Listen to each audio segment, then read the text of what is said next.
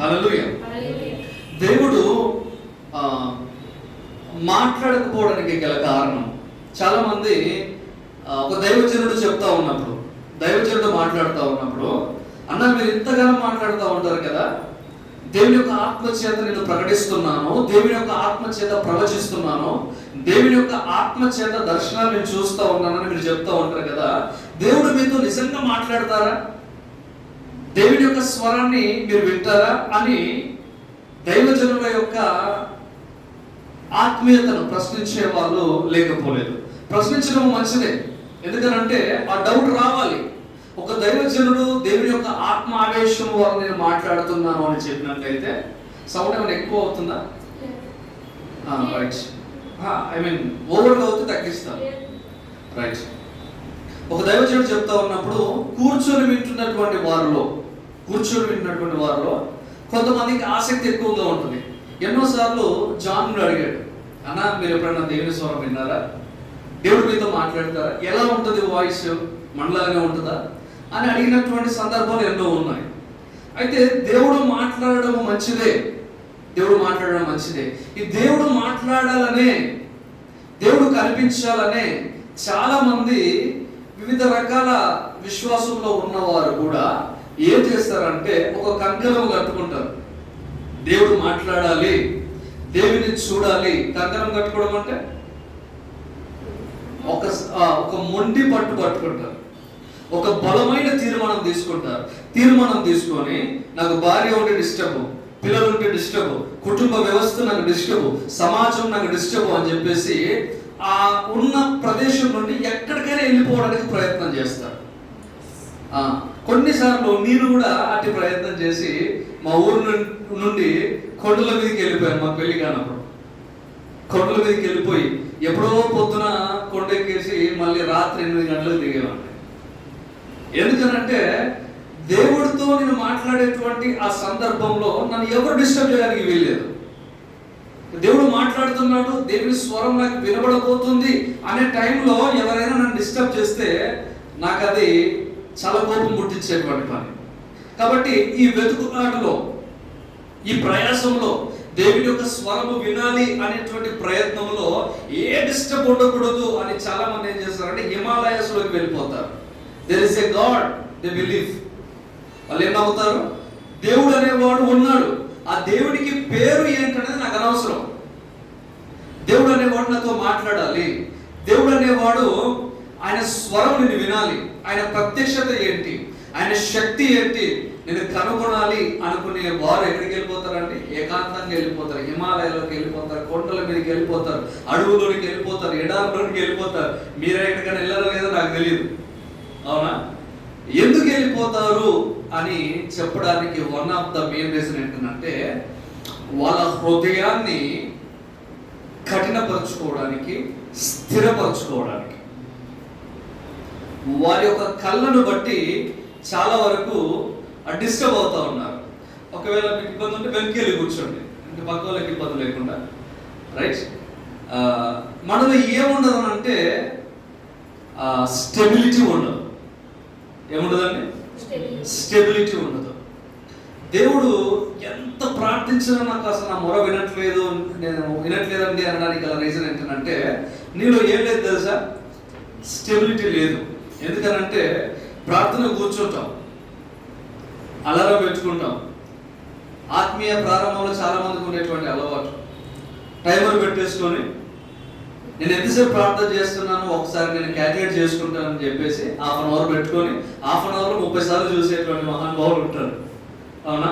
ఏముండదనంటే హృదయాన్ని స్థిరపరచుకునేటువంటి లక్షణాలు ఉండవు. అయితే పౌలు గారు చెబుతున్నటువంటి ఒక మాట మనము జ్ఞాపకం చేసుకుందాము. ఒకసారి జ్ఞాపకం చేసుకుందాం. ఈరోజు ఆశీర్వాదాన్ని పొందుకోవడానికి గల కారణము, దేవుని స్వరాన్ని వినకపోవడానికి గల కారణము, లేదా వరాలు ఎందుకు నీకు రావట్లేదో తెలుసా? ఎందుకు దేవుడిచ్చేటువంటి మేలు పొందుకోలేకపోతున్నాం అంటే గల కారణము మనలో స్థిరత్వము లేకపోవడం చేతనే. కొరింథీయులకు రాసిన మొదటి పత్రిక 15వ అధ్యాయము కొరింథీయులకు రాసిన మొదటి పత్రిక 15వ అధ్యాయం ఒకసారి మనం చూద్దాం. మీకు ఎప్పుడైనా డౌట్ వచ్చిందా? నేను ఇంతగానో ప్రార్థన చేస్తా ఉన్నాను, నాకెందుకు వరం రావట్లేదు, ఎందుకు నేను ఆశీర్వాదం పొందుకోలేకపోతున్నాను, ఎందుకు మేలు పొందుకోలేకపోతున్నాను అనేటువంటి ఒక సస్పెన్షన్ మీలో ఉన్నట్లయితే ఈరోజు దానికి దేవుడు సమాధానం ఇవ్వబోతూ ఉన్నాడు. ఆమేన్. కొరింథీయులకు రాసిన మొదటి పత్రిక 15వ అధ్యాయము 58వ వచనము, 58వ వచనము, చివరి వచనము. కాగా నా ప్రియ సహోదరులారా, మీ ప్రయాసము ప్రభువునందు వ్యర్థము కాదని ఎరిగి స్థిరులను కదలని వారును ప్రభు కార్యసిద్ధి యందు ఎప్పటికీ ఆసక్తులై ఉండండి. ఎవరంటున్నారు ఈ మాట? అపోస్తలుడైనటువంటి పౌలు గారు ప్రతి దైవజనునికి సంఘం విషయంలో, సంఘంలో ఉన్నటువంటి ఆత్మీయ బిడ్డల విషయంలో ఒక తాపత్రయం ఉంటుందండి. ఒక తాపత్రయము లేదా ఒక ఆశ ఉంటుంది. ఏం ఆశ ఉంటుందనంటే, చాలా మంది లోకంలో ఉన్నవారు నేర్పించేవారు నాలాగా నేర్చుకుంటే నా తల మీదకి ఎక్కుతాడేమో, నాలాగా నేర్చుకుంటే నన్ను దాటేసి వెళ్ళిపోతాడేమో అని చాలా మంది రహస్యాలు చెప్పరు, మర్మాలు చెప్పరు.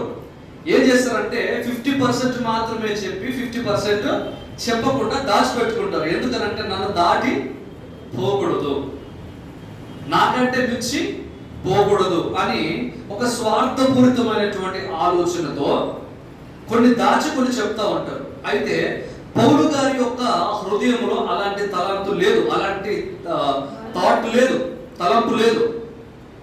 అతనిలో ఉన్నటువంటి తలంపు ఏంటంటే, ప్రతి ఒక్కరూ క్రీస్తు యేసునందు పరిపూర్ణతలోనికి రావాలి. ప్రతి ఒక్కరు ఏం రావాలి? ఒక ఫుల్ఫిల్నెస్ అనేది ప్రతి ఒక్క ఆత్మీయ జీవితంలో ఉండాలి. ఆ పౌలు గారికి ఉన్నటువంటి మనసే ఈరోజు పరిశుద్ధ గ్రంథం పట్టుకున్న ప్రతి సేవకుడికి ఉండాలి, మైకు పట్టుకున్న ప్రతి ఒక్క దైవజనుడికి ఉండాలి. ఏ మనసు? సంఘంలో 10 మంది ఉంటే, సంఘంలో 100 మంది ఉంటే, ప్రతి ఒక్క విశ్వాసి కూడా పరిపూర్ణతలోనికి రావాలి, స్పిరిచువల్ ఫుల్ఫిల్నెస్ లోనికి రావాలి, ఆత్మీయ పరిపూర్ణతలోనికి రావాలి అనేటువంటి మనసు దైవజనుడికి ఉండాలి.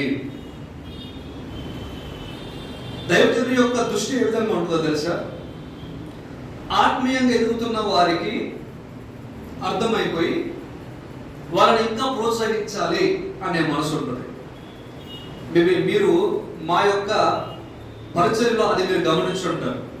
అదే రీతిగా ఎవరైనా పరిచర్యలో డల్గా ఉన్నట్లయితే, సంఘంలో డల్గా ఉన్నట్లయితే వాళ్ళ విషయంలో ఇంకొంచెం శ్రద్ధ తీసుకోవాలి అనే తాపత్రయం ఉంటుంది. ఇది ఎవరు నేర్పించిన మనసు అయ్యా అంటే, నజరేయుడైన యేసుక్రీస్తు వారు నేర్పించినటువంటి మనసు, పరిచర్య విధానము. అదే విధానంలో పౌలు గారు బోధిస్తూ ఉన్నారు. బోధిస్తూ అనేక మార్లు, అనేక పర్యాయాలు ఏమన్నారంటే, సంఘంలో ఉన్న వారులారా, మీరు వరాల విషయంలో అశ్రద్ధగా ఉండొద్దు, సోమరితనంగా ఉండొద్దు. మీరు అన్య భాషలలో మాట్లాడాలి. ఎందుకనంటే నేను కూడా అధికముగా అన్య భాషల్లో మాట్లాడేటువంటి వ్యక్తిని. అయితే మీరు అన్య భాషల్లో మాట్లాడడం ప్రాముఖ్యమైంది. అయితే దానికంటే మరి ప్రాముఖ్యమైనది ఏంటో తెలుసా? మీరు సంఘముగా ఉన్నవారు దినదినము ఆత్మీయతలో ఎదిగి, పరిశుద్ధతలో ఎదిగి, ప్రార్థనలో ఎదిగి, ప్రవచించే వారిగా మార్చబడాలి. సంఘము క్షేమాభివృద్ధి నిమిత్తము ప్రవచించడం నేర్చుకోవాలి. హల్లెలూయా. మనం ఏం చేయాలి? ప్రవచించడం నేర్చుకోవాలి. You need to prophesy. నువ్వు ప్రవచించడం ఎప్పుడైతే మొదలు పెడతావో సంఘము అభివృద్ధిలోనికి వస్తుందంట. ప్రవచించడము దేనికి సూచన? అభివృద్ధి. అందరు చెప్పండి, అభివృద్ధి అని, ఆశీర్వాదము. ఎప్పుడైతే నువ్వు ప్రవచిస్తావో, ఎప్పుడైతే ప్రవచించడానికి ఇష్టపడతావో, నువ్వు సంఘం యొక్క సరిహద్దులను విశాలపరుస్తా ఉన్నావు. హల్లెలూయా. ప్రాఫెసీ ఏం చేస్తుందండి? సంఘం యొక్క సరిహద్దులను విశాలపరుస్తూ ఉంది. నీ ఆత్మీయ యొక్క పరిమాణమును విశాలపరుస్తూ ఉంది. మరి దైవజనుడు ఎట్టి గురి కలిగి నీకు వాక్యం బోధిస్తూ ఉన్నప్పుడు, నీకు ప్రవచించడం ఎలాగో నేర్పిస్తూ ఉన్నప్పుడు, ప్రార్థించడం ఎలాగ నేర్పిస్తూ ఉన్నప్పుడు, అపవాది అయిన సాతానుడు ఏం చేస్తాడంటే నీ యొక్క స్టాండ్ ఏదైతే ఉందో, నీ ప్రార్థన స్థిరత్వం ఏదైతే ఉందో, సంఘంలో నువ్వు కలిగి ఉన్నటువంటి పునాది ఏదైతే ఉందో దాన్ని డిస్టర్బ్ చేయడానికి ప్రయత్నం చేస్తూ ఉంటాడు. కాబట్టి నువ్వు తీసుకున్న నిర్ణయము, నువ్వు తీసుకున్నటువంటి తీర్మానము ఈ రోజే మొదలైపోయి రేపే కనుమరుగైపోతూ ఉంటుంది. ఈ రోజే మొదలైపోయి శుక్రవారం వరకే కనుమరుగైపోతూ ఉంటుంది. ఈ రోజే మొదలైపోయి మరుసటి ఆదివారానికి అసలు అది ఉండదు. ఎందుకంటే నీలో స్థిరత్వం లేకుండా అపవాది అయిన సాతానుడు పన్నాగం పన్నుతా ఉన్నాడు. అవునా? నీ ఆత్మీయతకు స్థిరత్వం ఉండదు, నీ వరానికి స్థిరత్వం ఉండదు, నీ ప్రార్థనకు స్థిరత్వం ఉండదు, నువ్వు తీసుకున్న నిర్ణయానికి కూడా స్థిరత్వం ఉండదు. గల కారణం ఏంటంటే అపవాది నీ పట్ల కలిగి ఉన్నటువంటి భయంకరమైన ప్రణాళిక. సో ఈ ప్రణాళికను మీరు గుర్తించుదురుగాక, ఈ ప్రణాళికను మీరు ఓడించుదురుగాక. పౌలు గారు చెప్తా ఉన్నారు, నా ప్రియ సహోదరులారా మీ ప్రయాసము నాకు తెలుసు. మీరు ఊరికే ఉంటున్నారా? లేదు, ప్రయాసపడుతున్నారు. ఏ ప్రయాసపడుతున్నారు? అందరి లోకానికి ఉన్నటువంటి ప్రయాసం ఏంటంటే శనివారం సాయంత్రం అవగానే రేపు ఆదివారము ఏం చేయాలి? పొద్దున లేచేసి మార్కెట్కి వెళ్ళిపోవాలి. మటనా, చికెనా, ఫ్రాన్సా, ఫిషా, ఎవరేదో తింటే దాని కొరకు ప్రయాసపడి ఇంటికాడిన వాళ్ళు మంచిగా నూరాలి కొబ్బరి తురుము. ఇది వాళ్ళ ప్రయాస. అవునా? ఎందుకు? Today is the special day. ఈ ఆదివారం మనము తినాలి, సుఖించాలి, ఎంజాయ్ చేయాలి. వీలైతే ఎక్కడికైనా పార్కుకో సినిమాకో పోవాలి. అది వాళ్ళ ప్రయాస. మరి ఆత్మీయుడిగా దేవుని ఎరిగినటువంటి దేవుని పిల్లలముగా మన ప్రయాసం ఏంటో తెలుసా? ఆదివారము రాకంటే ముందుగా శనివారం రోజే రేపు ఆదివారం వస్తూ ఉంది, రేపు ఏ డ్రెస్ వేసుకోవాలో అనేది కూడా ఈ నైట్ మనం డిసైడ్ అయిపోతాం. తెల్లవారు లేవగానే 4 5 లేవగానే ఈ రోజు నేను రెడీ అయిపోవాలి, సంఘానికి వెళ్ళాలి, సంఘంలో నా విధి, నా కర్తవ్యం ఇది అని మనకు జ్ఞాపకం వస్తుంది. ఎక్కడో 10-15 కిలోమీటర్ల దూరం నుండి ప్రయాసంతో చెల్లించి ఇక్కడికి వస్తా ఉన్నాం. ఈ ప్రయాసం ఏం కాకూడదని పౌలు గారు కోరుకుంటున్నారంటే వ్యర్థము కాకూడదు. హల్లెలూయా. ప్రతిసారి ఈ ప్రయాసం ఏమవుతుందంట? వ్యర్థమవుతుంది, నిష్ప్రయోజనం అయిపోతా ఉంది. ఇంత ప్రయాసపడి నువ్వు పొందుకోవాల్సింది నువ్వు పొందుకోలేకపోతున్నావు.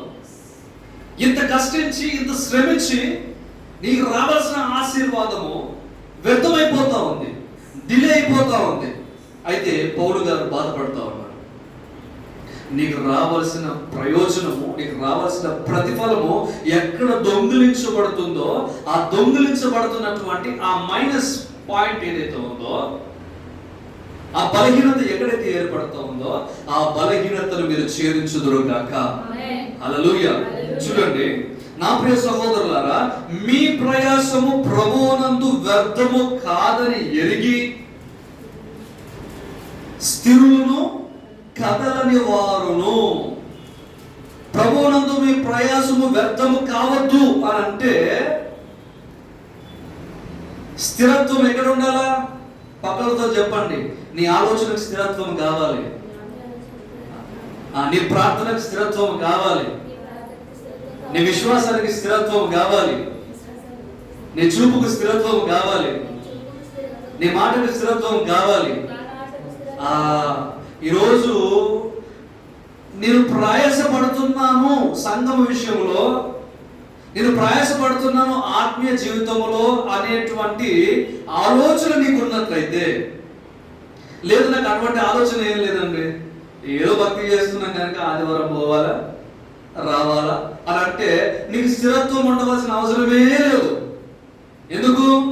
ఏదో భక్తి చేస్తున్నాం కనుక పోవాలి రావాలి, వచ్చిందే మాదేమో అని అనుకోవాలి, ఉన్నదాంతో పచ్చలో కారం వేసుకొని రోజు వెళ్ళబుచ్చాలి అని అనుకుంటే అది నీకు సరిపోతుంది. నీకు స్థిరత్వంతో, కదలనేటువంటి స్థితితో నీకు పని లేదు. నువ్వు కదలకుండా ఉండొచ్చు. ఎక్కడ? మూఢతలో, అవిశ్వాసంలో, అవిధేయతలో, అపవాది యొక్క ఆ బంధకాలలో కదలకుండా స్థిరంగా అలాగే గమ్ము పెట్టుకున్నట్టుగా ఉండొచ్చు. కానీ పౌలు గారు అది ఇష్టపడట్లేదు. యేసయ్య దేవుడు అది ఇష్టపడట్లేదు. పౌలు గారు ఇష్టపడట్లేదు. మేము కూడా ఇష్టపడట్లేదు. సంఘం ఏం కావాలా? దినదినము అభివృద్ధిలోనికి రావాలా. సంఘం అంటే ఎవరు? నేనే అనండి. నేనే అంటే సంఘము క్షేమాభివృద్ధిలోనికి రావాలి అని ఆశ ఉన్న ప్రతి ఒక్కరూ స్థిరులవుదురు గాక. హల్లెలూయా. ఈ స్థిరత్వం ఎప్పుడొస్తుందో తెలుసా? పక్కలతో చెప్పండి. నీలో ఆసక్తి ఉన్నప్పుడు. చాలా మందిలో ఏమవుతా ఉంటుంది అంటే ఆశించరు దేవుని దగ్గర. దేవుని మందిరంలో దేవుని వాక్యము ద్వారా ఇది నాకు కావాలి అని అడగరు. ఇది నేను పొందుకోవాలి అని ప్రయాసపడరు. ఇది నాకు కలగాలి అని యోచించరు. ఇది దురాశ కాదు. మరి ఏంటి? దేవుని సామర్థ్యము. హల్లెలూయా. నువ్వు అడుగుతున్నావు అని అంటే, నువ్వు ప్రార్థిస్తున్నావు అని అంటే, దేవుని ఆశీర్వదించు అని అంటున్నావు అని అంటే, నువ్వు దేవుని సామర్థ్యంలోనికి వస్తున్నావు. దేవుని యొక్క అధికారం కిందికి వస్తున్నావు. దేవుని యొక్క బలం కిందికి వస్తున్నావు. నువ్వు ఏదైతే ఈ లోకంలో చేయలేకపోతున్నావో, నా వల్ల కాదని అనుకుంటున్నావో, నేను జయించలేని అనుకుంటున్నావో, దేవుని బలంలోనికి వచ్చేసి, ప్రభువా ఇది నువ్వు నాకు చేయగలవు, నన్ను ఆశీర్వదించు ప్రభువా, నన్ను అభివృద్ధిలోనికి తీసుకురా, నా ఉద్యోగం యొక్క సామర్థ్యాన్ని పెంచు, నా సాలరీ యొక్క సామర్థ్యాన్ని పెంచు అని అడుగుతున్నావు అంటే, అయ్యో మీరు తప్పుడు బోధలో ఉన్నారండి, ఇది కాదు అసలుకి. అవునా? ఈ శరీరకమైన మనం అడగకూడదు అసలుకి అని అనొచ్చా? ప్రియుడా, నీ ఆత్మ వర్ధిల్లుచున్న కొలది నువ్వు అన్ని విషయములలో వర్ధిల్లుచు సౌఖ్యముగా ఉండవలని ప్రార్థించుచున్నాను. ఇప్పుడు అదే ప్రియత్వాన్ని పౌలు గారు అంటున్నారు. నా ప్రియ సహోదరులారా, నీ ఆత్మ వర్ధిల్లాలి, నేను స్థిరత్వం రావాలి. ఎప్పటికైనా అర్థం కావాలి. ఏంటో తెలుసా? నేను ఎందుకు వరాన్ని పొందుకోలేకపోతున్నాను? ఎందుకు ఆర్థికపరమైన ఆశీర్వాదాన్ని పొందుకోలేకపోతున్నాను? ఎందుకు నా కుటుంబము దీవించబడలేకపోతుంది? ఎందుకు నా కుటుంబము కట్టబడలేకపోతుంది? ఎందుకు నా కుటుంబంలో మార్పు రాలేకపోతుంది అనేది మనం ఆలోచించగలిగినట్లయితే దానికి ఈ లూప్ హోల్ ఇక్కడే అర్థమవుతుంది. దానికి కారణం ఏంటంటే ఇప్పుడు చెప్తున్నటువంటి మాట ప్రకారము 2 కారణాలండి. ఒకటి ఏంటంటే ఆసక్తి లేకపోవడము. ఒకవేళ నీలో ఎంతో కొంత ఆసక్తి ఉన్నప్పటికీ కూడా ఆ ఉన్న చిన్న ఆసక్తిలో నీలో స్థిరత్వం లేకపోవడం. ఏంటి 2 కారణాలు? నీలో ఆసక్తి ఎంత మటుకు కొంచెము కూడా నీలో ఆసక్తి లేకపోవడం. ఏదో కొంచెం ఆసక్తి నీలో వచ్చింది అని అనుకుంటే నువ్వు కోరుకున్న దాని విషయంలో స్థిరత్వం లేకపోవడం.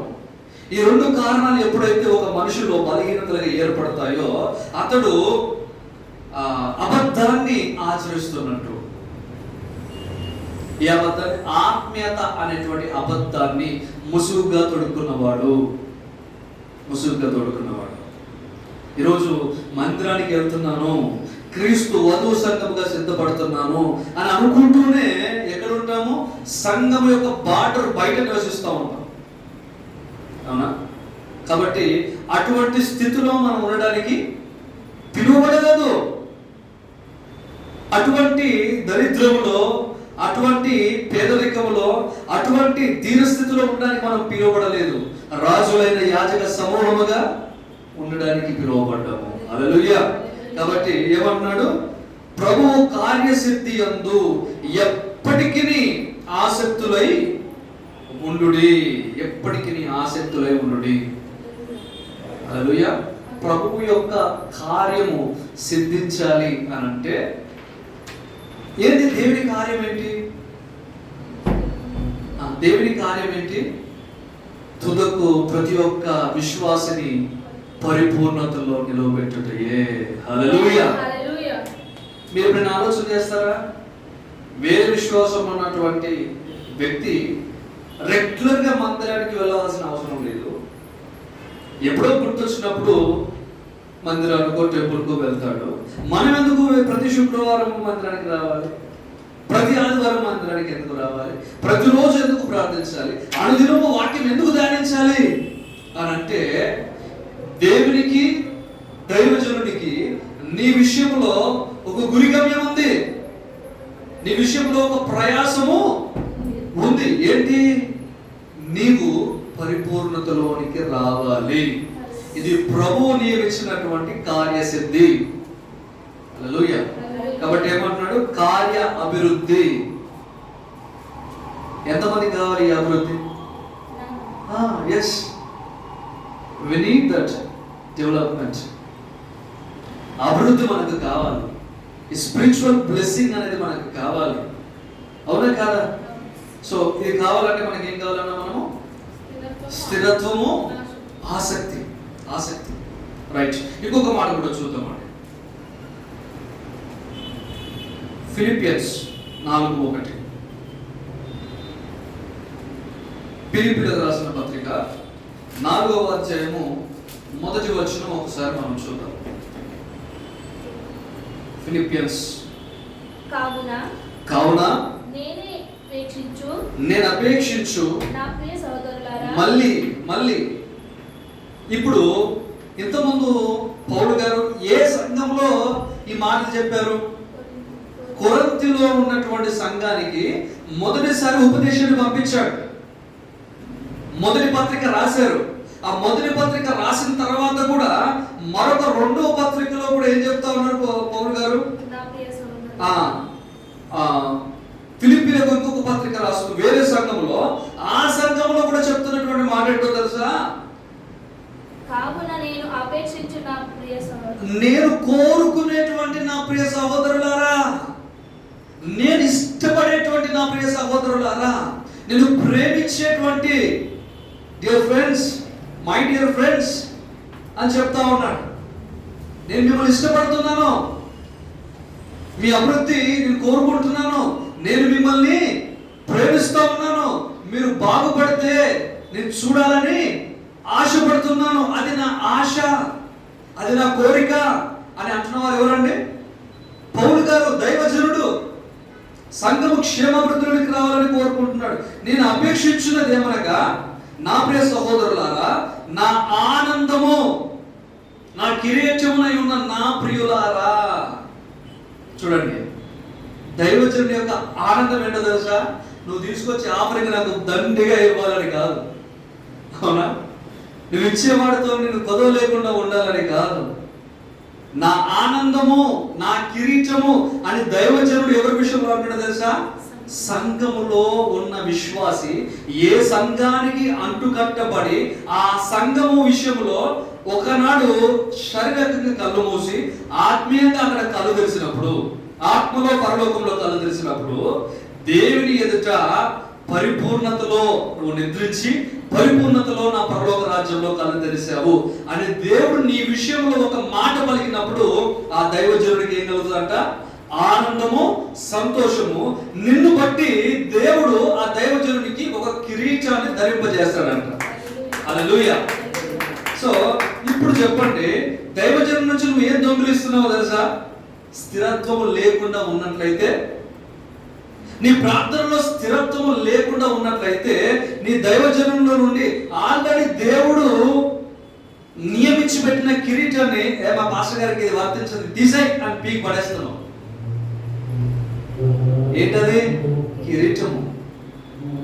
మా పాస్టర్ గారు ఏ సంతోషంగా ఉండాలి, ఆయన ఎప్పుడు బాధపడాలి అని ఆయన సంతోషాన్ని నువ్వేం చేస్తా ఉన్నావు? తీసి పక్కన పడేస్తా ఉన్నావు. ఎందుకు? నీలో ప్రార్థనలో స్థిరత్వం లేని కారణంగా, నీలో విశ్వాసంలో స్థిరత్వం లేని కారణంగా నీ దైవజనం దగ్గర నుంచి నువ్వు బంగారాన్ని, కిరీటమును నువ్వేం చేస్తున్నావు? దొంగిలిస్తున్నావు. నీ దైవజనం యొక్క సంతోషాన్ని దొంగిలిస్తున్నావు. మనం అనుకుంటాం, నేను ప్రార్థన చేయకపోతే మా పాస్టర్ గారికి ఏంటి నష్టం? ప్రతిసారి ఫోన్ చేసి ప్రార్థన చేస్తున్నావా, నన్ను ఎందుకు అడుగుతా ఉన్నాడు? వాక్యం చదువుతున్నావా, ఎందుకు అడుగుతున్నాడు అని అంటే, నిన్ను స్థిరపరిస్తే, ఆత్మీయతలో నిన్ను స్థిరపరిచినట్లయితే దేవుని దగ్గర నీకు రావాల్సినటువంటి బహుమానం ఉంటుంది. దేవుని దగ్గర నీకు రావాల్సినటువంటి సింహాసనం ఉంటుంది. దేవుని దగ్గర నీకు రావాల్సినటువంటి ఒక తెల్ల రాయి ఉంటుంది, ఒక డైమండ్ స్టోన్ ఉంటుంది. అదే రీతిగా ఆ సేవకుడికి కూడా సంతోషమును ఆనంద కిరీటము కూడా ఉంటుందంట. చూడండి, నా ఆనందము నా కిరీటమునై ఉన్న నా ప్రియులారా, ఇట్లు ప్రభువునందు స్థిరులై ఉండండి.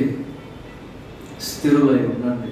ఈరోజు విశ్వాసుల మాట ఎలాగైపోయిందనంటే, ఇలాగ మాటిస్తారు, అలా తప్పేస్తారు.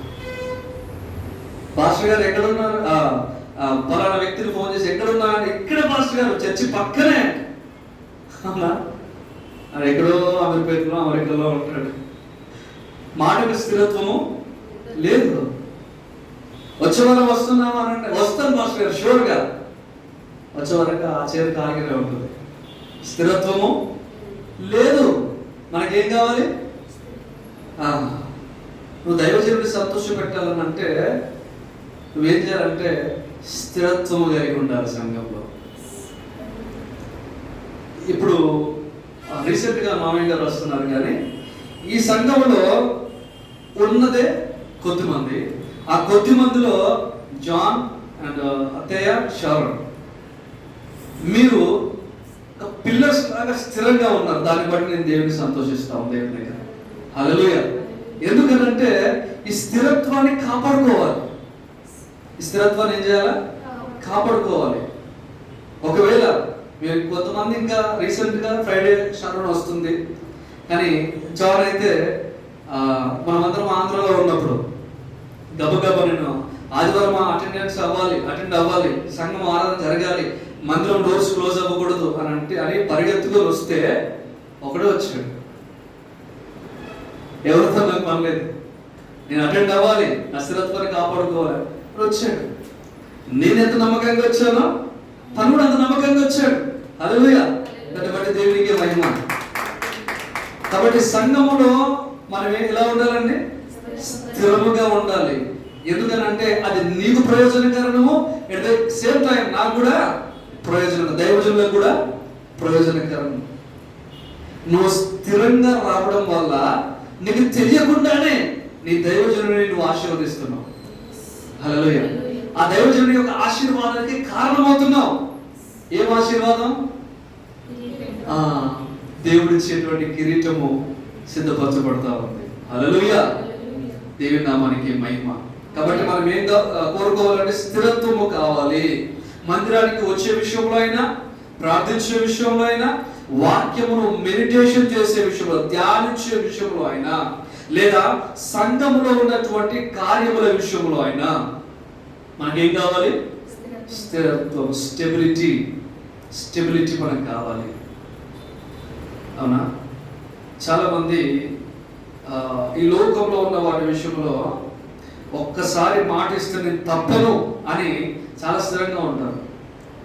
కానీ అదే స్థిరత్వం మనకు కావాలి. ఒక్కసారి మాట ఇచ్చినా నేను తప్పను అనేంత స్థిరత్వం మనకు కావాలి. ఎందుకనంటే సంఘములో మాట ఇవ్వడం అనేది దైవజనునికి ఇచ్చేటువంటి మాట కాదు. నువ్వు ప్రభుతో ప్రమాణం చేస్తున్నావు, దేవుడితో ప్రమాణం చేస్తున్నావు. దేవుడితోనే చేసే ప్రమాణము నువ్వు తప్పుతున్నావు అని అంటే దేవుడు నీ దృష్టిలో ఎంత చులకన, ఎంత చిన్న చూపు ఒకసారి ఆలోచించుకోవాలి. దానికంటే మేలేంటో తెలుసా? దేవుడితో ప్రమాణం చేయకుండా మానేయడం అవుతాం. అవునా? కానీ అవుతుందా? మన వల్ల ప్రార్థన చేయకుండా అవుతుందా? మందిరం రాకుండా అవుతుందా? అవ్వదు. ఇంకొక మాట చూద్దాం. యాకోబు పత్రిక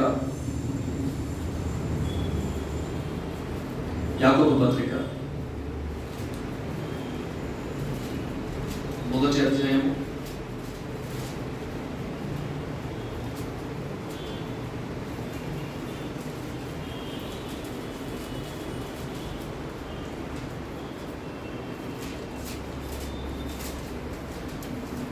6వ వచనం నుండి చదువుతాను, వినండి. అయితే అతడు ఏమాత్రము సందేహింపక విశ్వాసంతో అడగవలెను. సందేహించువాడు గాలి చేత రేపబడి ఎగిరిపడు సముద్ర తరంగములను పోలి ఉండును. అట్టి మనుష్యుడు ద్విమనస్కుడై తన సమస్త మార్గముల యందు అస్థిరుడు. స్థిరత్వము లేని వాడిలో ఉండేటువంటి మొదటి లక్షణం ఏంటంటే ప్రతిదాన్ని రెండు నిర్ణయాలు తీసుకుంటాడు. ఏం చేస్తాడండి? ప్రతిదానికి రెండు అవకాశాలు చూస్తాడు, రెండు నిర్ణయాలు తీసుకుంటాడు, రెండు వస్తువుల పైన ఆధారపడతాడు, ఇద్దరు మనుషుల పైన ఆధారపడతా ఉంటాడు. అవునా? సో దీన్ని ఏమంటారంటే స్టెప్నీ అంటారు. అవునా? బండికి ఒక టైర్ పోతే ఇంకో టైర్ కావాలని ముందు జాగ్రత్తలు పెట్టుకుంటారు. అలాగే ఇద్దరు పాస్టర్లు మెయింటైన్ చేసే వాళ్ళు ఉంటారు, రెండు సంఘాలను మెయింటైన్ చేసే వాళ్ళు ఉంటారు. వీళ్ళు వారి యొక్క సమస్త కార్యసిద్ధి అంటూ వీళ్ళు ఎవరంట? అస్థిరులు. స్థిరత్వం లేదని ఇక్కడే అర్థమవుతుంది. అవునా? ఏమర్థమవుతుంది? స్థిరత్వం లేదని ఇక్కడే అర్థమవుతుంది. చూడండి, అట్టి మనుషుడు ద్విమనస్కుడై తన సమస్త మార్గముల యందు, పోని సంఘం విషయమా, ప్రార్థన విషయమా, మీటింగ్ విషయమా, ఆత్మీయత విషయమా అని ఒక్కటి చెప్పడానికి వీల్లేదంట. ఎన్ని విషయాలలో? అన్ని విషయాలు, సమస్త విషయముల యందు, సమస్త మార్గముల యందు అస్థిరుడు గనుక ప్రభు వలన తనకి ఏమైనా దొరుకునని తలంచుకొనరాదు. దేవుడు నాకు ఇష్టాలే. అసలు దేవుడు అడుగుతూ ఉన్నాడు, నా దగ్గర నుంచి మీరు ఏం కోరుకోదు అంటున్నాడా? నా దగ్గర నుంచి డబ్బులు మీరు కోరుకోకండి అని అంటున్నాడా? నా నుంచి మీరు ఆశీర్వాదం కోరుకోవద్దు, నా నుంచి మీరు ఇల్లు కోరుకోవద్దు, స్థలం కోరుకోవద్దు, బంగారం కోరుకోవద్దు, ఆరోగ్యం కోరుకోవద్దు అని దేవుడు చెప్తున్నాడా? లేదే. నీకు ఏం కావాలో, నీకు ఏమి ఇష్టమో అడుగును, నేను నీకు అది నిశ్చయంగా ఇస్తాను. ఎందుకో తెలుసా? నా కుమారుణ్ణే ఇవ్వడానికి నేను వెనుదీయలేదు. నీకు ఏది కావాలో అది అడుగు, నేను ఇస్తాను. కాకపోతే వన్ కండిషన్, నన్నే అడుగు. నేను ఏ దైవజనుడిని నియమించానో ఆ దైవజనుని యొక్క శిక్షణలోనే ఉండు. ఏ సంఘం నీకు నియమిస్తానో ఆ సంఘములో కట్టుబడి ఉండు. ఏ నిర్ణయం తీసుకుంటున్నావో ఆ నిర్ణయాన్ని తుదమట్టుకు కొనసాగించు. ఏ తీర్మానం తీసుకొని ప్రార్థన ప్రారంభించావో ఆ ప్రార్థన తుద వరకు కొనసాగించు. ఎందుకు రావు నీ దగ్గరికి? అవునా?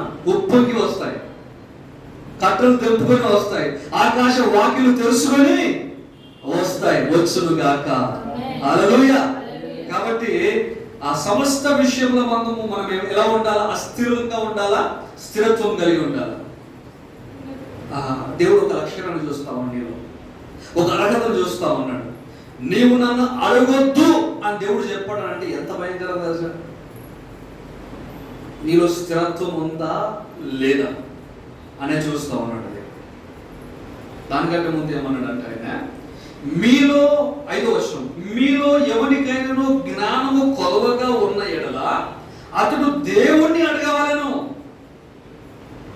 ఏంటంట? మీలో ఎవరికైనా జ్ఞానము కొదువుగా ఉంటే అతడు ఎవరిని అడగాల? మరి ఇంకేదైనా కొదువుగా ఉంటే, నీలో డబ్బు కొదువుగా ఉంటే, ఆశీర్వాదం కొదువుగా ఉంటే, ఆరోగ్యము, ఉద్యోగము, వివాహము, పిల్లలు, what ever it may be, in everything నువ్వు దేవుణ్ణి అడగాలి. అడగమని నేర్పించిందే దేవుడు. దేవుడు నేర్పించకపోతే మనుషుడికి తెలియదండి.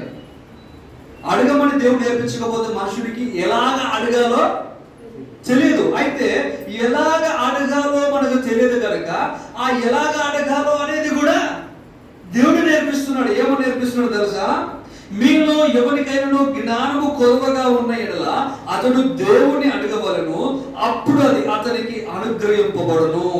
ఆయన ఎవరిని గద్దింపక అందరికీ ధారాళముగా అనుగ్రహించువాడు, దయచేయువాడు. ఇది ఎందుకు అడిగావు అని అనేవాడు కాదు ఆయన. అవునా? ఎందుకనంటే మనకు తెలియకుండానే మనం ఒకటి అడిగేశాం. ఏంటో తెలుసా? నీ ప్రాణం ఏ ప్రభా అన్నామ్మా. మనం తెలియకుండానే ఏమన్నా, నీ ప్రాణం ఏ ప్రభా, నువ్వు నాకు చచ్చిపో ప్రభా అని అంటే ఆయన చిత్తం నా కుమారుడా అని చచ్చిపోయాడు నీకు. హల్లెలూయా. అర్థమైందా? ఏమడిగావు? ఎలాగ అడిగావు? నోటితో అడగల, నీ చూపుతో అడిగావు, నీ క్రియతో అడిగావు, నీ ప్రవర్తనతో అడిగావు, నీ గుణాన్ని బట్టి అడిగావు, నీ ప్రవర్తనను బట్టి, లోకానుసరమైనటువంటి జీవితాన్ని బట్టి ఏమడిగావు? నీ ప్రాణమే ప్రభువా అన్నా. అంటే ఏమన్నాడు ఆయన? సరే అలా ఎవరు కాక ఆమెనన్నాడు. అని నీ కొరకు వచ్చేసి చనిపోయాడు. అయితే ఇక్కడ ఏమంటున్నాడు చూడండి ఒక మాట, ఎవరిని గద్దింపక, ఎవరిని గద్దింపడు, నీతిమంతుని గద్దింపడు, పాపాత్ముని గద్దింపడు, అవిధేయుని గద్దింపడు, విధేయుని గద్దింపడు. నువ్వు మొదటగా ఫస్ట్ ఏం చేయాలా? ఆయనను అడగాలి. నువ్వు ఏం అడుగుతున్నావో దాన్ని బట్టి నువ్వు ఎంత ప్రియుడువో, ఎంత ప్రియమైన వారవో దేవుడు దాన్ని బట్టి ఇస్తాడు, దాన్ని బట్టి ఇస్తాడు. కనుక దేవుడు అంటా ఉన్నాడు, నేను ఎవరిని గద్దింపను. నువ్వు ఎందుకు ఇది అడిగావు అని నేను అనను. అవునా? ఎందుకు అడిగావు నేను అని. నువ్వు బంగారం అడుగుతావా, డబ్బులు అడుగుతావా, ఇల్లు అడుగుతావా, కోట్లు అడుగుతావా, చాలా అడుగుతావా? అడుగు, నేను ఇస్తాను. నేను ఎవరిని గద్దింపను. అరే, లోకంలో ఉన్నటువంటి దయ్యమే ఇస్తున్నావు, వాటిపైన అధికారి అయినటువంటి దేవుడిని కూడా ఇస్తాడు. చూడండి, అయితే అతడు ఏమాత్రమును సందేహింపక విశ్వాసముతో అడగవలెను. అతడు ఏమాత్రము సందేహించవద్దు. కంప్లీట్ ఫెయిత్ తో, 100% ఫెయిత్ తో, విశ్వాసంతో అడగవలెను, అది అతనికి అనుగ్రహింపబడును. హల్లెలూయా. ఈరోజు ఈ మందిరములో, ఈ జీసస్ పవర్ మినిస్ట్రీస్ లో, ఈ ఆవరణంలో నువ్వు ఏదైతే అడగాలనుకుంటున్నావో అది పరిపూర్ణంగా అడుగు. పాస్టర్ గారు ఇది అడగొచ్చా? అడుగు. ఇంత అడగొచ్చా? అడుగు. నీకు అది ఎంత, దేవునికి ఇంతే. అవునా? నీ పరిమాణంలో ఎంత గొప్పదైనా కానీ నీ ఊహకు మించిన దానికంటే అది కూడా ఆయన. నీ ఆశ కంటే గొప్పవాడు ఆయన. హల్లెలూయా. అడుగు వాటి కంటేను, ఊహించు వాటి కంటేను అత్యధికముగా, ధారాళముగా, అణించి కుదించి దిగజారునట్లుగా నిండు కొలతతో ఇచ్చేవాడంట ఆయన. అణించి కుదించి అంటే ఏంటి? రైతు ఏదైనా బస్తాలు ధాన్యం పోస్తున్నాడు, పట్టకపోతే ఇలా ఇలా ఇలా ఊపి కిందికి మీది కుదించి ఇంకొన్ని పడతాయేమో ట్రై చేస్తాడంట. అలా ఇస్తాడంట దేవుడు నీకు. హల్లెలూయా. అణించి కుదించి దిగజారునట్లుగా. ఇంతే ఉండే కదా బస్తా, ఇంతేలాగా సాగింది, నువ్వు నొక్కావు కదా, మరి అలాగిస్తాడు దేవుడు. అది నీకు సరిపోదు. అసలు నీకెందుకు ఈ కాలం అసలుకి అంటే నా దేవుడు కుదించాడు. నా దేవుడు ఏం చేశాడు? అణించి కుదించి ఇచ్చాడు. నాకు అర్హత లేదు, కానీ నాకు దేవుడు ఇచ్చాడు. ఎంత నక్లెస్ నీకెందుకు, ఎంత పెద్ద ఇల్లు నీకెందుకు? నా దేవుడు అణించి కుదించి నిండు కొలత ఇచ్చాడు. కాదనేవాడు ఎవడు? అవునా? కాదనంటే సరిపోతాడా? నా దేవుడు నాకు ఇచ్చాడు. ఆయన ధారాళముగా ఇచ్చేవాడంట. అయితే అతడు ఏం చేయకూడదంట? సందేహింపకూడదు. సందేహింపక విశ్వాసంతో అడగవలను. సందేహించువాడు గాలి చేత రేపబడి ఎగిరిపడు సముద్ర తరంగముల వంటి వాడు. సముద్రం యొక్క లేస్తున్నారా, ఎదుగుతున్నారా, దీవించబడుతున్నారా, పొందుకుంటున్నారా, సరిగ్గా చల్లబడిపోతుంది. అవునా? ఎందుకు? విశ్వాసంలో ఏం లేదు, స్థిరత్వం లేదు, స్టెబిలిటీ లేదు. కొరికి వస్తుందా సమస్యలు అన్ని పోతున్నాయిరా, ఇంకా నెమ్మదిగా ఉండొచ్చు, బుక్కడి తిని నెమ్మదిగా ఉండొచ్చు, ప్రశాంతంగా పడుకోవచ్చు అనేసరికి దానికంటే పెద్ద వచ్చేస్తుంది. ఏం కావాలంట? పద్ధతి అని చెప్పండి, స్థిరత్వం కలిగి ఉండాలి. చూడండి, పేతురు రాసినటువంటి 2వ పత్రిక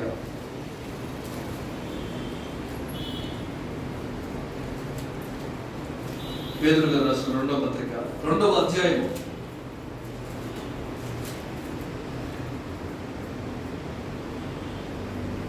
14వ వచనం. 2వ అధ్యాయం 14వ వచనం. వ్యభిచారిని చూచి ఆశించుచు పాపము మానలేని కన్నులు గలవారును అస్థిరులైన వారి మనస్సులను మరులు కొల్పుచు లోపత్వమందు సాధకము చేయబడిన హృదయము గలవారును శాపగ్రస్తులనే. There is a curse. ఒక శాపము పనిచేస్తా ఉంది. మీకు తెలియకుండానే శాపంలోనికి వెళ్ళిపోతాం. మనకు తెలియకుండానే కర్స్ చేయబడతా ఉన్నాం. ఈ కర్స్ ఎవరిచ్చేదో కాదు, మనకు మనమే సమకూర్చునేది, మనకు మనమే పోగు చేసుకునేది. ఏంటో తెలుసా? కంటిని చూపును స్థిరపరచుకోలేని వాడు, కనుచూపును ఆధీనంలో పెట్టుకోలేని వాడు, దృష్టిని ఆధీనంలో పెట్టుకోలేని వాడు కడకు శాపగ్రస్తుడైపోతాడు. అక్కడ స్త్రీ గురించి చెప్తా ఉన్నాడు, కానీ స్త్రీ ఒకటే కాదు, వ్యభిచారిని చూచి ఆశించుచు పాపము మానలేని కన్నులు గలవారును. ఇప్పుడు ఆశించుమన్నది ఏ విషయంలో? ఇప్పుడు ఆశిస్తున్నది ఏ విషయంలో చెప్పండి? దేవుని సామర్థ్యం పైన ఆశ పెట్టుకోరా అంటే, ప్రభువా అమ్మాయిని ఎత్తవా అని అడగచ్చా?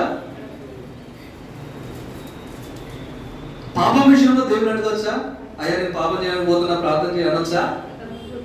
అనకూడదు. అది దేవుని ఉద్దేశము ఏమాత్రము కాదు.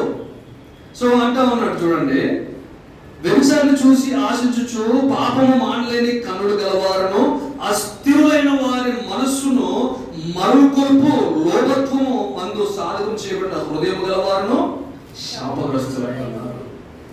శాపగ్రస్తులైన. దేవుడు అన్యాయస్తుడు కాదు, దేవుడు అక్రమాన్ని ప్రేమించేవాడు కాదు.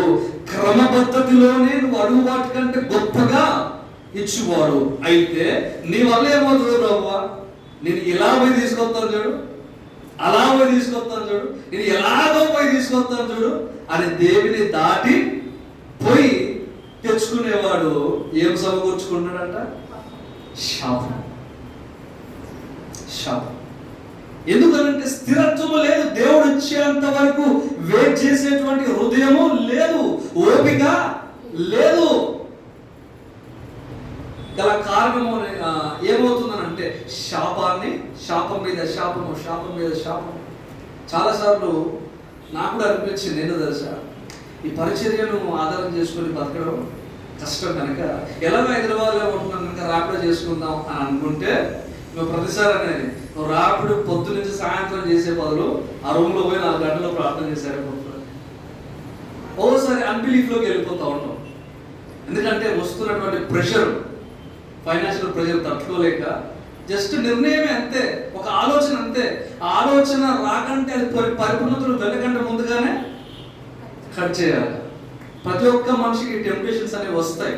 శోధింపబడము తప్పు కాదు, శోధనలో ముందుకు వెళ్ళిపోవడం తప్పు. ప్రతి ఒక్క మనుషుడు శోధింపబడతాడు, including Jesus Christ of Nazareth. యేసుక్రీస్తు వారు కూడా ఏం చేయబడ్డాడు? శోధింపబడ్డాడు. కానీ శోధనను నిలిచి శోధనను జయించాడు. హల్లెలూయా. ఈరోజు శోధన మనందరికి వస్తూ ఉంటాయి, కానీ శోధన రాగానే తప్పుడు బ్రతుకు బతికేద్దాం, తప్పుడుగా జీవించేద్దాం, తప్పుడుగా సంపాదించేద్దాం అని అనుకుంటే అది తుదకు మన మీదకి శాపముగా తలెత్తుతుందన్నమాట. కాబట్టి స్థిరత్వము దేనికి కావాలా? కన్నులకు మనసుకు కావాలి. రైట్. ఇంకొక మాట, అదే పేతురు గారు రాసినటువంటి 2వ పత్రిక 3వ అధ్యాయము 16వ వచనం. మీలో ఉన్న నిరీక్షణను గూర్చి మిమ్మల్ని హేతువు అడుగు ప్రతి వానికిని సాత్వికముతోను భయముతోను పేతురు గారు రాసిన 2వ పత్రిక 3వ అధ్యాయము 16వ వచనం. వీటిని గూర్చి తన పత్రికలన్నిటిలోనూ బోధించున్నాడు. అయితే వాటిలో కొన్ని సంగతులు గ్రహించుటకు కష్టమైనవి. వీటిని విద్యా విహీనులను అస్థిరులైన వారును తక్కిన లేఖములను అపార్థము చేసినట్లు తమ స్వకీయ నాశనముకు అపార్థం చేయుదురు. అయితే మీరు ఎవరికైనా ఈ ఆశ ఉందండి, నేను చెప్పగానే నిజంగానే మీకు హ్యాపీ అనిపిస్తుంది. దేవుడు నాకు మర్మాలు బోధించాలి అని ఆశ ఉందా? దేవుడు నాకు రహస్యాలు బోధించాలి అని ఆశ ఉందా? దేవుడు ఎవరికి చెప్పని సంగతులు నాకు చెప్పాలి అని ఆశ ఉందా? ఉంటే మనలో ఉండకూడదు. ఏముండకూడదంట? ఇక్కడ ఈ పేతురు గారు మాట్లాడుతుంది ఎవరంటే దైవజనుడు. ఎందుకు మాట్లాడుతున్నాడో తెలుసా? ఒకప్పుడు అలాగ ఉండకుండా తప్పిపోయాడు. అలాగ ఉండకుండా ఎందుకు తప్పాడు చెప్పండి? ఏసే చచ్చిపోయాడు, ఇక మాకు నాయకుడు లేడు, ఏం చేద్దాం మరి? ఎక్కడైతే ఏసే వదిలిపెట్టమన్నాడో అదే ఓల పట్టుకొని నేను పోతాను. అలాగానే పేతురు ఒక అడిగే వెనకాల యోహాను అడిగేశాడు, ఆంద్రేయ అడిగేశాడు. అంటే ఒక నాయకుడు, ఇంటి మీద అధికారిగా ఉన్నవాడు, ఇంటికి అత్తగా ఉన్నవాడు, తండ్రిగా ఉన్నవాడు ఒక తప్పు చేస్తే కుటుంబం అంతా, ఇల్లంతా ఏం చేస్తుంది? అదే త్రోను వెతుకుంటూ ఉంటుంది. పేతురు గారు ఒక అడిగేగానే యేసయ్యకు ముందే అర్థమైపోయి ఆయన ఏ చెరువుకి వెళ్తారో, ఏ గట్టు నుంచి వదిలేస్తారో అక్కడికి వెళ్ళిపోయి ఈయన ముందుగానే 2 చేపలు పట్టి కాలుతా ఉన్నాడు. వీడికి వస్తావని నాకు తెలుసు పేతురు, రా నువ్వు ఫస్ట్ చేపలు పోల తర్వాత ఎద్దు కానీ ఫస్ట్ చేపలు అనగానే ఎవరిని కోల్పోయాడో, ఎవరిని కాదనుకున్నాడో, ఎవరు చచ్చిపోయాడికి వస్తాడో లేడో అని అపనమ్మకం పెట్టుకున్నాడో ఆ దేవుడే లాస్ట్ గతయ్యాడు. హల్లెలూయా. చెప్పకనే చెప్తున్న మాట ఏంటంటే, ఆ చేపలు కాల్చి పేతురు పొట్టకోటికేనా నువ్వు నన్ను వదిలేసింది, దీని కొరకే కదా తిను పేతురు అనుకున్నాడు అని ఆయనకు అర్థం కావాలి. అప్పటికి తిండి పెట్టలేను అనుకున్నావా? పోషించలేను అనుకున్నావా? చూడు, నువ్వు చెప్పకుండా నీకు చేపలు కాల్చేస్తుంది అని చెప్పి ఆయన చేపలు ఇస్తున్నప్పుడు నిజంగా పేతురు హృదయం కరిగిపోయింది.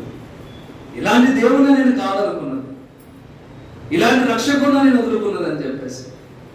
అంతకంటే ముందు ఇంకొకసారి యేసుక్రీస్తులో వేస్తా ఉన్నాను, నువ్వు నజరేయుడైన యేసుక్రీస్తు ఆయనతో ఉన్నవాడివే కదా అంటే ఆయన ఎవరో నాకు తెలియదు, నేను ఎరగను, నువ్వు ఎవరిని చూసి ఎవరు అనుకుంటున్నావు అని తనకున్నటువంటి పిలుపు, తీర్మానము, స్థిరత్వాన్ని కోల్పోయాడు. కోల్పోయి ఆయన ఎవరో నాకు తెలియదని ఆ ముమ్మారు అబద్ధమాడు. ఇంకొకసారి యేసయ్యే స్వయంగా అడుగుతున్నాను, నువ్వు ఆల్రెడీ ఒకసారి తప్పిపోయావు, నేను మళ్ళీ అడుగుతున్నాను, 2 సార్లు తప్పిపోయావు, 3వసారి కూడా అడుగుతున్నాను పేతురు, నా మందని కాస్తావా? నా సంఘాన్ని చూసుకుంటావా? నేను నీకు ఆత్మను అప్పగిస్తున్నాను, వాళ్ళని క్షేమంగా ఆత్మీయంగా బలపరిచి పరలోకాన్ని తీసుకొస్తావా, నరకంలో వదిలేస్తావా అని అంటే, ప్రభువా పరలోకం తీసుకొస్తాను ప్రభువా, వాళ్ళు వదిలిపెట్టాడు ప్రభువా, నువ్వు నన్ను ప్రేమిస్తున్నావా? నేను ప్రేమిస్తున్నాను ప్రభువా అని అన్నాడు ఆయన. అలాగా అన్న తరువాత ఆయన బుద్ధొచ్చింది. అలాంటి తప్పు ఇంకెవరు చేయకూడదని ఉత్తరం రాస్తూ అంటున్నాడు ఆయన. ఏమంటున్నాడు?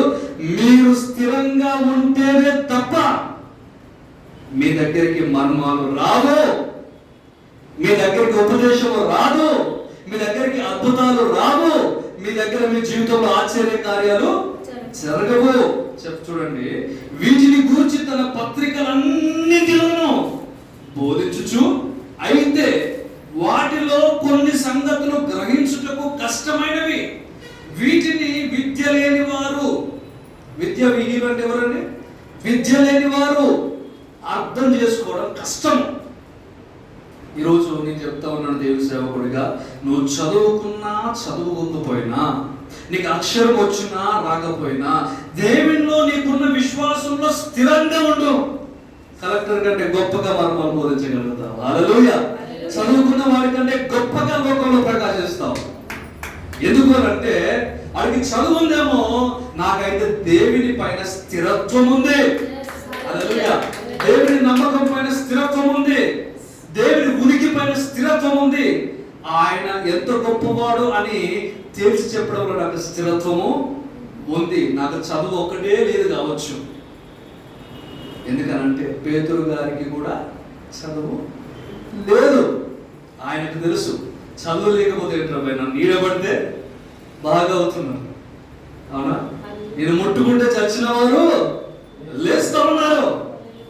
చదువు నన్ను ఆపగలదా? చదువు లేకపోవడం వల్ల నన్ను ఎవరైనా నువ్వు బలహీనుడు అని అనగలడా? అనలేడు. ఎందుకు? నా ప్రభువు పైన నాకు నమ్మకం ఉంది. ఆయన నేను ఆనుకొని బ్రతుకుతూ ఉన్నాను. కాబట్టి నన్ను ఎంత ప్రయోజనకరమైన స్థితిలో పెట్టగలడో నాకు తెలుసు. ఈరోజు అలాంటి మర్మము, అలాంటి రహస్యము, అటువంటి ప్రవచనము, అలాంటి ఆధ్యాత్మికమైనటువంటి జీవితం మనకు కావాలనంటే మనం ఏం చేయాలంట? స్థిరత్వము కలిగి ఉండాలి. స్థిరత్వము కలిగి ఉండాలి. చూడండి, అస్థిరులైన వారును తక్కిన లేఖనములను అపార్థం చేసినట్లు తమ స్వకీయ నాశనమునకు అపార్థం చేస్తారు. ఈరోజు ఆ స్థిరత్వము, అట్టి స్థిరత్వం మనలో లేకపోతే ప్రతి వచనము అపవాదినికి ఎలా చూపిస్తాడంటే ఇది మంచిదే, ఇది కూడా మంచిదే. దేవుడు ఏదైతే వద్దన్నాడో, ఇది కాదు అన్నాడో, ఇది చేయకూడదు అన్నాడో వాటన్నిటిని తీసుకొచ్చి ఇవి మంచివే చేయొచ్చు. దేవుడు మంచివన్న వాటిని చర్చ ఇవి మంచివి కాదు, ఇవి నువ్వు చేయొద్దు అని చెప్తా ఉంటాడు. అవ్వతో ఏమన్నాడు? ఆ తినకూడదని ముందుకు ఎవరు చెప్పారు? దేవుడు చెప్పాడు, ఇది మీరు తినకూడదు, ఇది మీరు చేయకూడని పని, ఇది మీకు తగని పని, మీరు చేయకూడదు అంటే వాడు చేయమన్నాడు అంటే మంచివే తినొచ్చు అని అంటున్నాడు. తినడానికి గల కారణం ఏంటో తెలుసా? అవ్వలో స్థిరత్వం లేదు, స్టెబిలిటీ లేదు. అవేమనాలి? అవునా? ఒక్కసారి నా డాడీ నన్ను చెప్తాను అని అన్నారు. మన డౌట్ ఉండొచ్చు, మేము మాకు అప్పడమ్మగా ఉండొచ్చు. అయితే మన పైన అధికారిగా ఉన్న వారిని ఏం చేయాలా? సంప్రదించాలి, కన్సల్ట్ అవ్వాలి, ఎంక్వైరీ చేయాలి. సో ఈరోజు నీకు ఒక ఆత్మీయ సమస్య వచ్చింది, నువ్వు ఒక సతమతంలో పడిపోయావు, నువ్వు ఫస్ట్ ఎంక్వైరీ చేయాల్సింది దేవుణ్ణి. లేదా దేవుడు నాకు స్పందించట్లేదు అంటే అంతకంటే ముందుగా నీకు దైవజనుడు కూడా ఉన్నాడు. నువ్వేం చేయాలా? ఎంక్వైరీ చేయాలా. అవునా? దేవుని దైవజనుడి దగ్గర కూడా సంప్రదించాలా. నాకు అన్నీ తెలుసు అని అనుకొని స్టెప్ వేయడానికి లేదు. అవేమనుకుంది? నాకు అన్నీ తెలుసులే అని అస్థిరమైనటువంటి నిర్ణయాన్ని తీసుకుంది. కారణము దేవుని యొక్క ఆజ్ఞను మీరింది, పాపాన్ని మూటగట్టు. సో అలాంటి స్థితిలోనికి మనం వెళ్ళకూడదు. ఈ అస్థిరత్వం ఏం చేస్తుంది అంటే అబద్ధాన్ని నిజముగాను, నిజాన్ని అబద్ధంగాను చూపిస్తూ ఉంటుంది.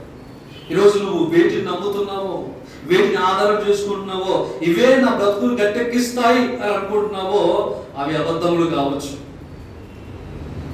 ఇన్ని రోజుల నుంచి భక్తి చేస్తున్నాను, ఈ దేవుడు నాకు ఏం చేశానులే అని దూరం పోతున్నావేమో. అదే నిజము. ఆ దేవుడు నీకు సమస్తం చేయగలడు.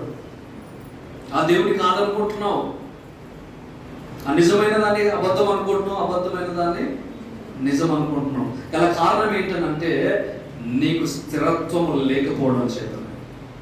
రారా తప్పు చేద్దాం అని ఒకడు పిలిస్తే వెళ్ళిపోవచ్చా? ఎప్పుడు వెళ్తాము? నాకంటూ ఒక గురి గమ్యం లేనప్పుడు, నాకంటూ ఒక స్థిరత్వం లేనప్పుడు, నాకంటూ ఒక నిర్ణయం లేనప్పుడు ఏం చేస్తామనంటే ఇంకొకరికి బానిస అవుతాం, ఇంకొకరి యొక్క చెప్పు చేతుల్లోనికి వెళ్ళిపోతాం. దేవుడు అలా కోరుకోవట్లా. నేను ఎలా ఉన్నానో నా కొడుకు కూడా అలాగే ఉండాలి. అదే మనసు పౌలు గారు అంటా ఉన్నారు, నేను ఎలా ఉన్నానో మీరు కూడా అలాగే ఉండాలా. ఆయన అంటా ఉన్నాడు, నేను క్రీస్తుని పోరు నడుచుకున్న ప్రకారము మీరు నన్ను పోరు నడుచుకోండి అని అంటా ఉన్నాడు. నేను ఏంటంటే కనీసం నన్నన్నా చూసి నేర్చుకోండిరా. చాలా మంది అంటారు ఇక్కడ ఏ విషయానికి వచ్చేవారికి, అదేంటి పౌలు గారు క్రీస్తుని పోరు నడుచుకోమని చెప్పాలి కదా, నన్ను పోరు నడుచుకోమని చెప్తున్నారు ఏంటి అంటే పౌలు వాళ్ళందరినీ చెప్పు చేతిలో పెట్టుకున్నారంటే కాదు. ఆయన ఏమంటున్నాడంటే, ఆ మాటకు అర్థం ఏంటంటే, నీ వల్ల అయితే, నీ చేతనైతే నువ్వు మంచిగా బ్రతకాలంటే ముందు క్రీస్తుని పోలి నడుచుకో. లేదు అంత మట్టుకు నీకు అవ్వట్లేదంటే కనీసం నన్ను చూసేది నేర్చుకోరా, కనీసం నన్ను వెంబడించు, నా మాటనే విను. మొదటగా ఎవరి మాట వినాలా? దేవుని మాట విను. అది నీ వల్ల అవుతలేదు, కనీసం నా మాటన్నా విను అంటున్నాడు. ఆ మాటకు అర్థం అది, నేను క్రీస్తు పోలి నడుచుకున్న ప్రకారము మీరు నన్ను పోలి నడుచుకోవాలి. సో ఈరోజు సారాంశం, ఈరోజు వర్తమానం యొక్క పూర్తి వివరణ ఏంటంటే, అస్థిరత్వం ఎప్పుడైతే ఒక మనిషిలోనికి ఎంటర్ అవుతుందో వాడిలోనికి ఏమవుతుందంటే చూపు పాడైపోతుంది. చూపు పాడైపోతుంది. తప్పును అబద్ధాన్ని నిజంగా, నిజాన్ని అబద్ధంగా, తప్పును మంచిగా, మంచిని తప్పుగా ఆలోచన చేసుకుంటారు. సేమ్ టైం శాపాన్ని కొని తెచ్చుకుంటాడు. ఏ నిర్ణయం మీద ఉండడు, ఒక్క సంఘానికి అంటుకట్టబడి ఉండడు, ఒక్క సేవకుడికి అంటుకట్టబడి ఉండడు. ఇంకెన్ని విషయాలు చెప్పాను. మర్మాలు పొందుకోలేడు, వరాలు పొందుకోలేడు, అభివృద్ధి అనేది చూడడు. వీటన్నిటికీ గల కారణం ఏంటంటే మన విశ్వాసంలో స్థిరత్వము లేకపోవడం, స్థిరత్వం లేకపోవడం, స్టెబిలిటీ లేకపోవడం. ఏం చేయాలా? మొక్కలు పెట్టేసి చిగురించుందో లేదని పీక్తూ చూడాలా? ఏం చేయాలా? ఓపిక కావాలి, ఫలించేంత వరకు. ప్రభు అంటా ఉన్నాడు, పరలోక రాజ్యం ఎట్లా ఉందో తెలుసా? ఒక జాలరంట వలను సముద్రంలో విసిరి లాగిన ఆ చేపలు పట్టినటువంటి వలను పోలి ఉంది. అంటే దీని అర్థం ఏంటనంటే, వల వేయగానే లాగడే కూడా గుద్దున్నాడు. గాల వేయగానే లాగుతాడా? వల వేయగానే లాగుతాడా? గింజ పెట్టిన చెట్టు వస్తుందా? ఏం కావాలి? Need some time. మనకు పేషెన్స్ కావాలి, ఓపిక కావాలి. అది వచ్చేంత వరకు, అది ఫలించేంత వరకు ఆగాలి. ఒలవేసిన వాడంట కొద్దిసేపు ఆగి అప్పుడు లాగితే అందులోకి చేపలు వస్తాయి అంట. మనకేం కావాలంటే కొద్దిగా ఓపిక కావాలి. ఎంత ఓపికగా అంటే ఆయన చెప్తాడు ఎంత ఓపిక కావాలి. ఆయన చెప్తున్నంత మట్టుకు మనం ఓపిక కలిగి ఉండాలి. హల్లెలూయా. ఈ వర్తమాన విషయంలో మీకు చాలా ఓపిక ఉంది, చాలా ఓపిక కలిగి ఉన్నారు. మీరు ఈరోజు ఒక తీర్మానం తీసుకోండి, ఈరోజు ఒక నిర్ణయం తీసుకోండి. ఇంతవరకు ఏ నిర్ణయాన్ని అయితే రిపీటెడ్గా తీసుకొని బ్రేక్ చేస్తూ వచ్చినారో, లేకపోతే దేవుని దగ్గర ఏది ఆశిస్తూ పొందుకోలేకపోయినారో, ఈరోజు దేవుని సేవకుడిగా, దేవుని ప్రవక్తగా, వాక్యం బోధిస్తున్నటువంటి దైవజనుడిగా ఒక మాట చెప్తున్నాను. ఆత్మ ఆవేశం వలన ఈరోజు ఒక రోజు నిర్ణయం తీసుకోండి, దేవుడు అది ఖచ్చితంగా మీ జీవితంలో నెరవేరుస్తాడు, నెరవేర్చును కాక. ఈ రోజు నువ్వు ఎంత బలమైన నిర్ణయం తీసుకుంటావో ఐ డోంట్ నో, నాకు తెలియదు. నా దృష్టికి అది చిన్నది కావచ్చు, లేదా నా దృష్టికి చాలా పెద్దది కావచ్చు, కానీ దేవుని దృష్టికి చిన్నదే. ఆయన ఖచ్చితంగా నెరవేరుస్తాడు. అందరం నిల్చొని ప్రార్థనలోకి వెళ్తాము. ఈరోజు నువ్వు తీసుకునేటువంటి నిర్ణయము, దేవుడు, దేవుని యొక్క దూతలు, దేవుని యొక్క పరివారము, దేవుని యొక్క సేవకుడిగా నేను, దేవుని యొక్క సన్నిధి మన మధ్యలో ఉంది కనుక ఆయన మనం తీసుకుంటున్నటువంటి నిర్ణయము, మనం తీసుకుంటున్నటువంటి ఆలోచన, మనం కలిగి ఉన్నటువంటి ప్రణాళిక ఈరోజు దేవుడు మన వెనుకిటిలో, మన సన్నిధిలో, దేవుని యొక్క మందిరంలో ఆయన వినును కాక. పరిశుద్ధుడైన మా ప్రియ పరలోకపు తండ్రి, నమ్మదగిన వాడా నీకు వందనాలు. ఈరోజు ప్రభువా మీ పిల్లలుగా ఎన్నో సార్లు ప్రభువా నిర్ణయాలు తీసుకొని అయ్యా మిమ్మల్ని గాయపరిచాము, మిమ్మల్ని మరణానికి అప్పగించాము, మిమ్మల్ని గాయాలకు అప్పగించాము.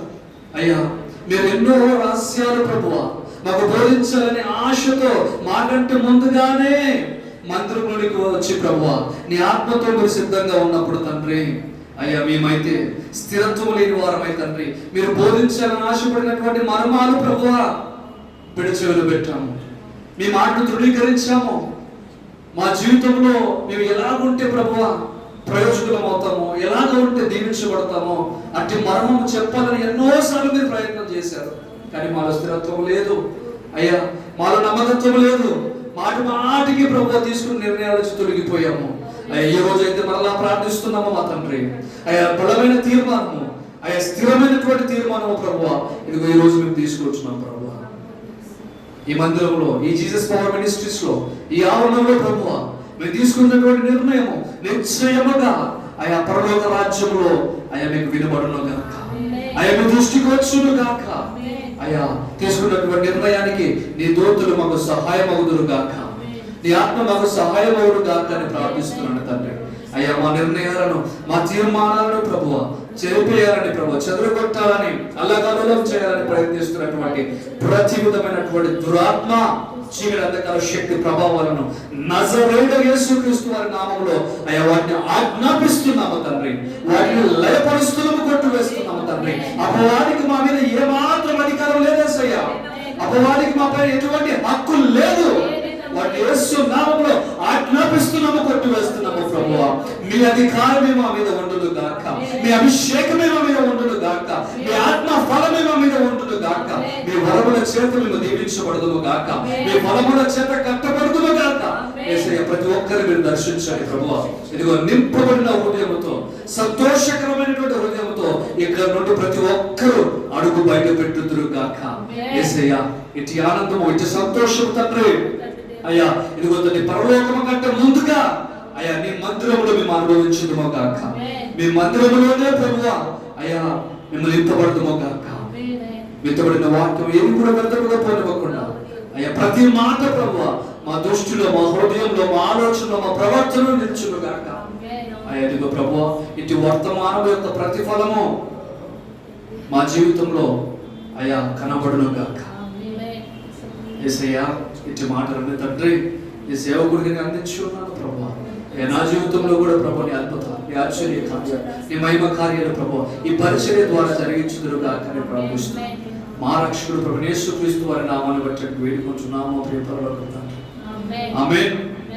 ఆమేన్. అందరికీ వందనాలు. ఈ సమయంలో